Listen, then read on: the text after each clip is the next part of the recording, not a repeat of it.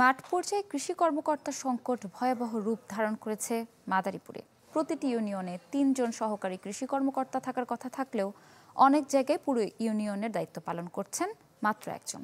এতে মন্থর গতিতে চলছে চাষাবাদ সহ অন্যান্য কৃষি সেবা। কৃষি কর্মকর্তার দাবি, জনবল সংকটের কথা চিঠি দিয়ে জানানো হয়েছে প্রধান কার্যালয়ে। মাদারীপুরের কালকিনি উপজেলার চাষী আকু খান লক্ষ্মীপুর ইউনিয়নের জালাল খান ও বিদ্যাবাগিস ব্লকে ৩ বিঘা জমিতে রোপা আমন আবাদ করেছেন তিনি। আবাদ প্রায় শেষ হতে চললেও এখনও দেখা পাননি কৃষি সম্প্রসারণের মাঠ কর্মীর। জানান ৩ ফসলি জমি পরিচর্যায় কোনো পরামর্শ পাচ্ছেন না। ওরম পরিচালনা করার লোক এখন নাইকা জায়গাটা, আর মাঠে এখন মনে করেন আর আহেই না কোনো। কৃষি সম্প্রসারণ অধিদপ্তরের তথ্য মতে জেলার ৫৯টি ইউনিয়নের কৃষি ব্লক আছে ১৭৮টি। প্রতিটি ব্লকে একজন কৃষি উপসহকারী কর্মকর্তা নিয়োগের কথা থাকলেও বর্তমানে আছে মাত্র ১১২টি ব্লকে।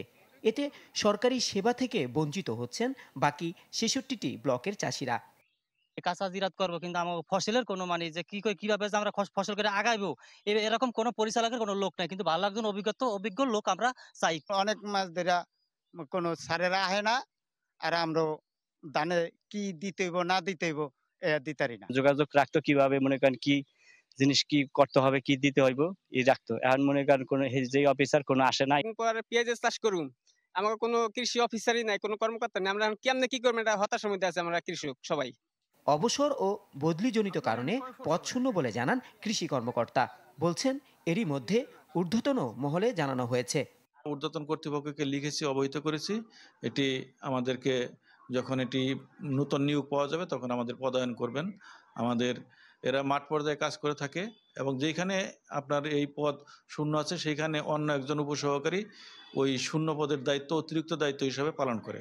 একজন উপসহকারী কর্মকর্তা কৃষকদের সরাসরি কৃষি বিষয়ক সেবা, তথ্য ও পরামর্শের পাশাপাশি কৃষি সম্প্রসারণের কার্যক্রম বাস্তবায়নে সহযোগিতা করেন। Desk report, channel 24।